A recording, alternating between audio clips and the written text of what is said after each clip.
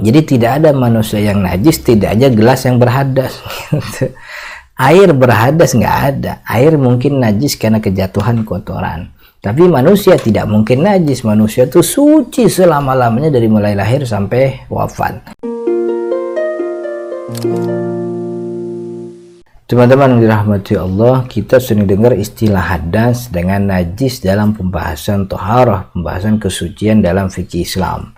Nah, ada beberapa di antara kita tuh yang sering bingung bedain mana hadas, mana najis. Kadang dia ingin nyebutnya najis tapi nyebutnya hadas.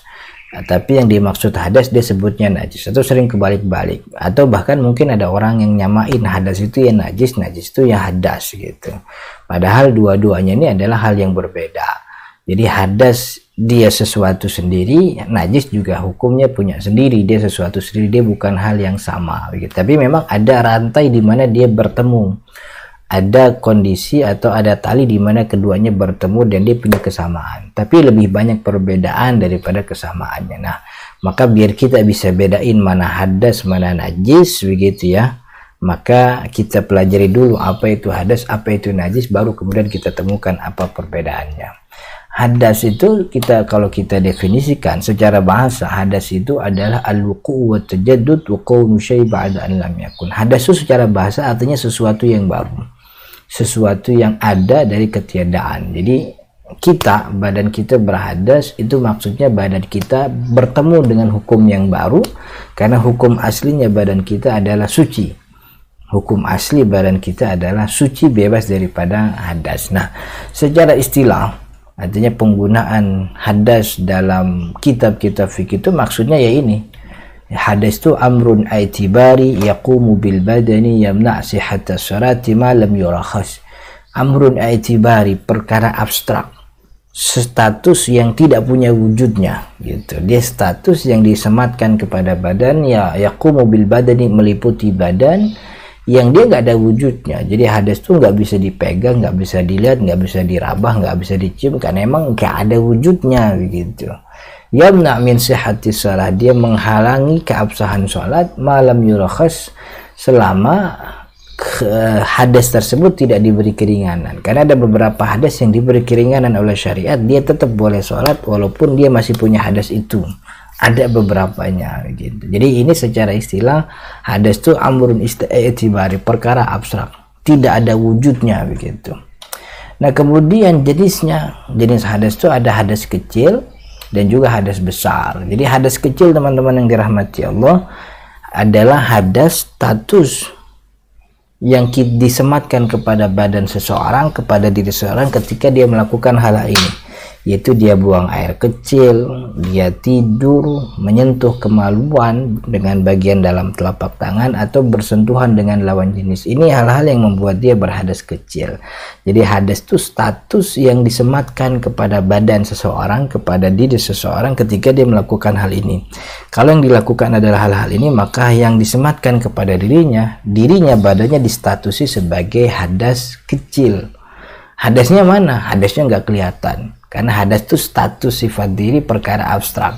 Tapi yang disematkan karena dia melakukan hal-hal ini. Nah, hal-hal ini bisa ada najisnya nih kan. Buang air kecil, buang air besar itu najis, tapi orangnya berhadas gitu. Tidur bukan najis, tapi orangnya berhadas.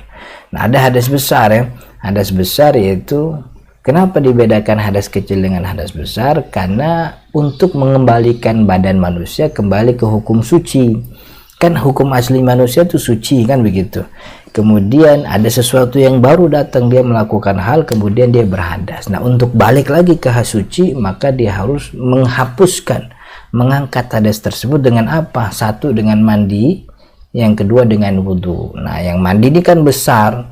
Apa yang membuat dia harus mandi? Ya ini, jima, keluar air mani, maut, mati, maksudnya tentu bukan dia yang mandi, dimandiin. Haid, nifas, dan melahirkan. Jadi dibedakan antara hadas kecil dengan hadas besar karena pembedaan cara mengangkatnya, cara menghilangkan najis atau cara mengangkat hadas tersebut. Satu dengan wudhu, maka itu dikatakan sebagai hadas kecil. Satu lagi dengan mandi besar, maka itu dikatakan hadas besar. Yang bisa diangkat dengan wudhu, buang air kecil, tidur, menyentuh kemaluan, bersentuhan, dan memegang kemaluan. Kalau yang diangkat dengan hadas besar, dengan mandi janabah, dengan mandi besar itu jima, keluar air mani, dan juga kematian haid, nifas, dan melahirkan bagi perempuan. Jadi itu hadas.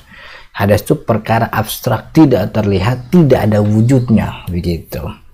Tidak ada tidak bisa dipegang, begitu. Dia status diri ketika seseorang melakukan hal-hal yang tadi disebutkan, itu hadas. Nah, kalau najis secara bahasa, najis itu sesuatu yang kotor, al-qadhar, gitu. Dan makna istilah najis itu tidak jauh berbeda dengan makna bahasanya, yaitu mustakdzirun yamna sihatas. Cuma ada tambahannya. Secara bahasa dia kotoran, secara istilah sama, dia kotoran juga, cuman kotoran tersebut yang menghalangi orang atau mencegah orang sah sholatnya, haitsu la murakhis, selama najisnya itu tidak diberi keringanan. Jadi sama sebagaimana hadas, najis juga ada beberapa najis yang diberi keringanan oleh syariat, dia tetap sah sholatnya walaupun dia punya najis itu, gitu. Lalu pembagiannya, kalau tadi hadas ada dua, hadas kecil, hadas besar.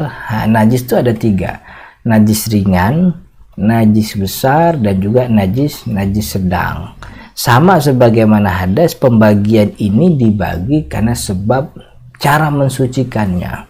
Kalau tadi hadas itu cara membersihkan, cara menghilangkan hadas dari badan kita dengan mandi atau dengan wudhu, tergantung apa yang dikerjakan. Yang dengan mandi lah berarti dia hadas besar, kalau dengan wudhu berarti hadas kecil. Nah, sedangkan najis itu sama, dibagi sesuai dengan cara mensucikannya. Cara mensucikannya beda-beda, maka dibagi menjadi 3. Pertama, najis ringan, yaitu air kencing bayi laki-laki yang belum makan kecuali air ASI, karena memang disebutkan dalam hadis seperti itu. Yurashu min baulil sabi wa yusalu min baulil jariyah. Air kencing bayi laki-laki itu cukup dipercikan air saja, dicipratin, dikepretin, tentu setelah dihilangkan najisnya, begitu ya. Itu salah satu hadis Nabi. Ini najis cukup disucikan dengan kepret doang, ciprat. Ya tentu sebelumnya dibersihkan dulu najisnya. Nah, ada hadis Nabi Muhammad juga yang mengatakan kalau jilatan anjing itu harus dibasuh 7 kali. Salah satu bilasannya dengan tanah. Oh, berarti beda cara mensucikannya, jauh lebih besar, yaitu dibasuh dengan 7 kali basuhan air, 7 bilasan air, kemudian salah satunya dengan tanah, begitu. Nah, ada najis yang kata Nabi Muhammad cuci aja, ya sampai hilang bekasnya, nggak ada lagi baunya, nggak ada lagi warnanya. Berarti ada 3 jenis najis dari segi pensuciannya. Pertama cukup dikipretin, kedua dibasuh dengan air 7 kali, salah satu dengan tanah, yang ketiga cukup dihilangkan. Nah, dari pembagian ini kemudian dibagi menjadi najis ringan, najis berat, anjing dan babi, dan najis sedang. Najis sedang itu bukan najis ringan, bukan najis besar. Jadi dia tuh selain 2 itu, begitu. Nah, teman-teman yang dirahmati Allah, kalau kita sudah tahu definisi hadas dan najis, kita akhirnya bisa tahu beda nih antara hadas dengan najis. Jadi sebenarnya hadas dan najis, teman-teman, itu sama-sama menghalangi keabsahan sholat, itu bersamaannya. Tapi bedanya, hadas dan najis itu punya perbedaan. Pertama, hadas itu sifatnya abstrak, dia maknawi, dia status yang tidak punya benda, tidak ada wujudnya, begitu. Beda dengan najis. Kalau najis kan ada wujudnya, air kencing itu wujud, bisa kita pegang, bisa kita lihat, bisa kita raba, bisa kita minum juga kan, gitu. Itu hakiki ada. Jadi hadas itu status abstrak yang tidak ada wujudnya, sedangkan najis punya wujud, ada sesuatu yang bisa kita pegang, begitu. Karena itu cara mensucikannya ulama sering menyebut dengan istilah raf, mengangkat.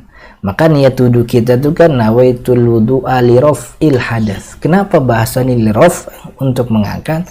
Karena dia nggak bisa dihilangin. Toh emang awalnya udah hilang kan. Hadas itu kan sesuatu yang nggak ada, emang hilang, maka nggak mungkin dihilangin. Udah hilang dia.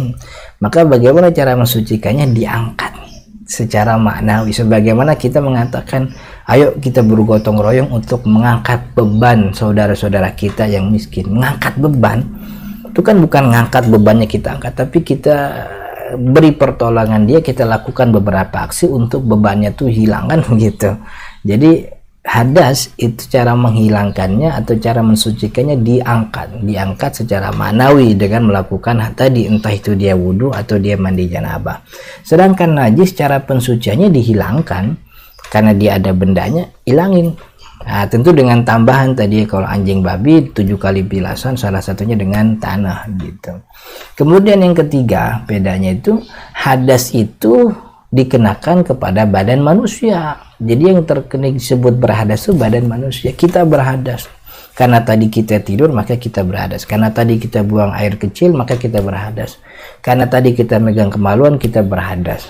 Tapi najis itu benda. Jadi tidak ada manusia yang najis, tidak aja gelas yang berhadas. Air berhadas nggak ada. Air mungkin najis karena kejatuhan kotoran. Tapi manusia tidak mungkin najis. Manusia itu suci selama-lamanya dari mulai lahir sampai wafat. Yang membuat dia tidak boleh sholat itu bukan karena dia najis, tapi karena dia berhadas. Jadi tidak ada gelas yang berhadas, sebagaimana tidak ada manusia yang najis. Manusia itu suci semua. Adapun status dia nggak boleh sholat karena dia berhadas. Nah, hadas itu bisa dihilangkan dengan wudhu atau dengan mandi janabah. Jadi ini 3 perbedaan hadas dengan najis. Hadas itu maknawi, najis hakiki. Hadas mensucikannya diangkat, najis mensucikannya dihilangkan. Hadas itu dikenakan kepada manusia, sedangkan najis itu pada benda, begitu ya. Maka jangan sampai ketukar nih. Jangan sampai ada yang bilang handphone tuh berhadas. Enggak, handphone kagak berhadas. Tapi handphone kalau kena kotoran, ya handphonenya najis kan gitu. Cukup dibersihkan. Wallahu ta'ala alam, mudah-mudahan ada manfaatnya. Dan kalau dirasa bermanfaat, mohon dukungan untuk subscribe sekaligus mensebarkan video ini kepada teman-teman yang lain. Hadanallahu ayyakum ajma'in. Assalamualaikum warahmatullahi wabarakatuh.